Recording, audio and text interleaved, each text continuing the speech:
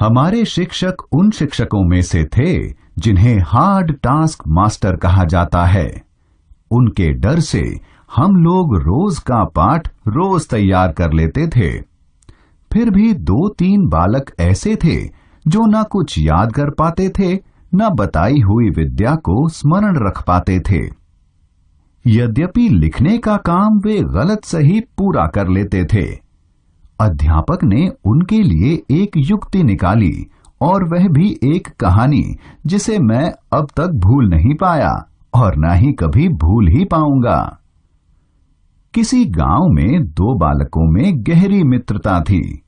दोनों एक दूसरे को मीत कहकर पुकारते थे और एक ही गुरु के पास पढ़ने जाते थे। एक दरिद्र पिता का पुत्र था। न खाने के लिए पर्याप्त अन्न था, न पहनने के लिए कपड़े। दूसरा धनी व्यापारी का पुत्र था। उसका घर सब तरह से भरा पूरा था। साथ ही उसके पास अपने मीत के लिए एक दिल भी था। इसी हृदय की प्रेरणा से ही एक दिन वह अपने पिता के सामने अड़ गया। यदि दरिद्रता के कारण मेरा मीत पढ़ लिख नहीं सकता तो मैं भी नहीं पढ़ूंगा। उसकी तरह मैं भी अनपढ़ और दरिद्र ही रहूंगा। इस प्रकार उसने अपने मीत के खाने पहनने और पढ़ाई लिखाई के सारे खर्चे की व्यवस्था अपने पिताजी से करा ली।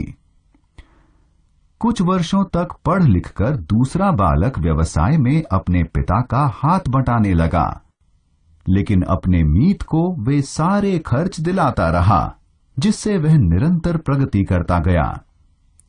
उसकी ख्याति सुनकर उस राज्य के राजा ने अपने दरबार में उसका स्वागत किया और उसकी विद्वत्ता पर मुग्ध होकर उसे अपना मंत्री बना लिया। इधर बेचारे व्यापारी के भाग्य पर वज्रपात हो गया। अकस्मात एक रात डाकुओं ने उसकी सारी संपत्ति लूट ली। इसी शोक में व्यापारी स्वर्ग सिधार गया। उसका पुत्र बेचारा दाने दाने का मोहताज हो गया। परिवार के भरण पोषण के लिए उसके सामने भीख मांगने के सिवा कोई रास्ता नहीं रह गया। एक दिन राजधानी के मार्ग पर अपने पुराने मीत को फटे हाल भिक्षुक के रूप में देख मंत्री को बहुत दुख हुआ। वह उसे घर ले गया। मीत के परिवार को भी बुलवा भेजा। कुछ दिन खिलाया पिलाया। एक दिन व्यापारी मित्र बोला, इस तरह हम कब तक तुम्हारे मेहमान बने रहेंगे? मुझे कुछ धन उधार दे दो, मैं फिर से व्यापार शुरू करूंगा। विपत्ति में घबराते नहीं मीत। मेरे महाराज प्रत्येक पूर्णिमा के दिन याचकों को दान देते हैं। जो याचक सबसे पहले सामने आता है, राजा उसे 100 मुद्राएं देते हैं। दूसरे दिन व्यापारी निश्चित स्थान पर पहुंचा। मंत्री की व्यवस्था से उसे 100 मुद्राएं मिल गईं। उसने अपने नगर लौटकर नए सिरे से व्यापार करने की योजना बनाई। दोनों मीत गले मिले और एक दूसरे से विदा हुए। मंत्री राजकाज में लग गया और उसका व्यापारी मीत अपने व्यवसाय में।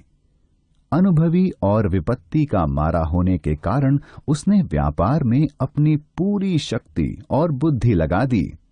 व्यापार चमक उठा। उधर मंत्री संपन्न था, लेकिन सुखी नहीं। कारण यह था कि उसका बेटा बहुत नालायक था। लाख उपाय करने पर भी वह कुछ पढ़ लिख नहीं पा रहा था। इसलिए उसे भी साथ लेकर वह अपने मीत के पास पहुंचा।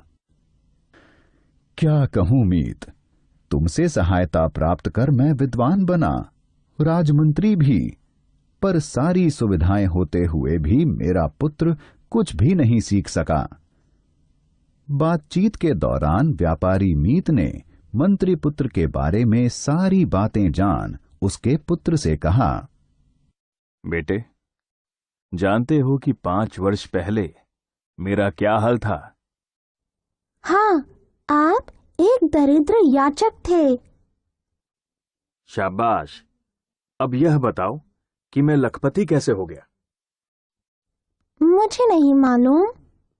देखो, तुम्हारे पिता की सहायता से मैंने 100 मुद्राएं राजा से याचक बनकर ली। उनसे मैंने व्यापार शुरू किया। मैंने शक्ति, भक्ति और बुद्धि लगाई। लाभ होने लगा। हर बार मैं लाभ के 2 भाग कर देता और कहता, यह मेरा है, यह मेरे मीत का। मैं दोनों भागों को अलग अलग व्यापार में लगाता। इस तरह लाभ बढ़ता गया, व्यापार बढ़ता गया। क्या समझा तुमने? बनिए ने प्यार से उसे चूमते हुए कहा, बेटे, अगर इसी तरह तुम भी एक एक ज्ञान को, एक एक विद्या और गुण को अपना समझ लो और अपने लिए तथा अपने मित्रों के लिए दिल और दिमाग में रखते जाओ, तो 6 वर्षों में तुम क्या बन जाओगे? बालक मुस्कुराते हुए बोला, मैं ज्ञान और गुण का लखपति हो जाऊंगा। मंत्री समझ गया, लड़के की बुद्धि खुल गई है। उसने मुस्कुराते हुए अपने मीत से विदा ली। राजधानी पहुंचकर उसका पुत्र अध्ययन में चौगुने उत्साह से लग गया।